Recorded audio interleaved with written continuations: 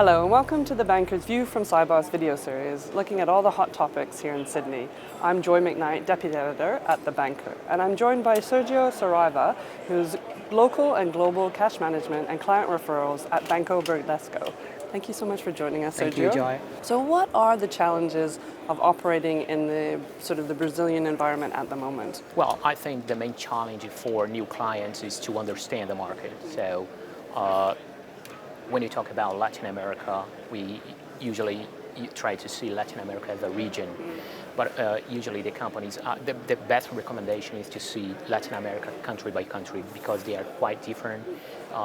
There is a lack of standardization between the central banks. The central bank in Brazil is one thing, in Argentina is totally different, Venezuela, Peru, Colombia, Uruguay. And in Brazil, I think the main challenge is to understand the market and know how to operate in the market. Once you are able to do that, you can definitely make money in Brazil. Brazil has something that is something very unique in Brazil, like for example, taxi payments. The tax environment is kind of complex. We have also, something which is used in a large scale in Brazil for collection and payments, which is bank slips, boletos. So, and things like that, things that are really specific from Brazil. So what about looking at the cash management side of things? What are the cash management challenges? Is trapped cash still an issue for Brazil? Yeah, it still is. We need to choose the right partners to solve these. Mainly if you consider cross-border payments. Like for example, there are a lot of documentation behind scenes, registrations.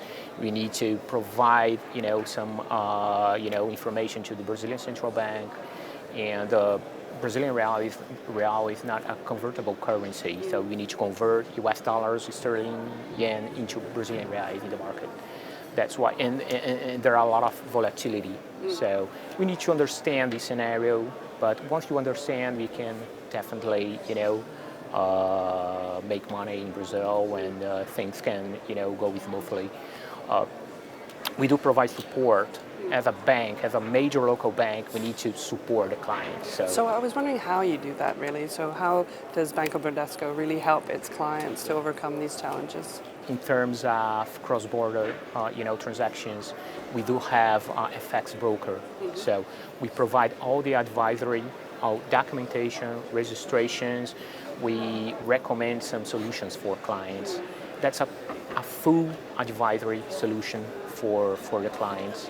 That's how we support our customers in Brazil. Okay, and the regulatory environment is also quite complex. How is that changing? It's changing little by little. Okay, there's a change, going right now, which we are implementing the new collection platform for boletos. So it's a new clearing for all the boletos. So even the overdue boletos can be paid now in other banks. So in the past, once you issue a Bradesco boleto, you were only able to pay after the due date on Bradesco, network. But today, no, we can pay everywhere. So, and I think the main, objective of these changes is not only standardization, but also security, fraud prevention as well. So these small changes, I think in the future will reflect in a more standardized environment, and the banks, they are really looking, to support the clients. So the client is the main, the main part of the game. My last question is really around, we're now towards the end of Sibos. What would you say have been the hot topics, or what has been the buzz on the floor? Blockchain, open banking, something that we've been discussing in Brazil as well. We've been discussing with the Brazilian Central Bank to establish a new regulation on that. Fintechs, we do have fintechs as partners in Brazil.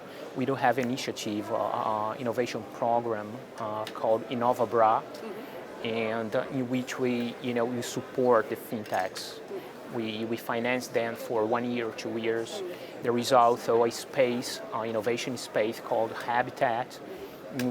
It's a kind of co-working in which we put, a lot of, fintechs, and they offer their services to our clients. So something that Bradesco is, really supporting these new initiatives. So we are one of the, a few Latin America banks to be on the R3.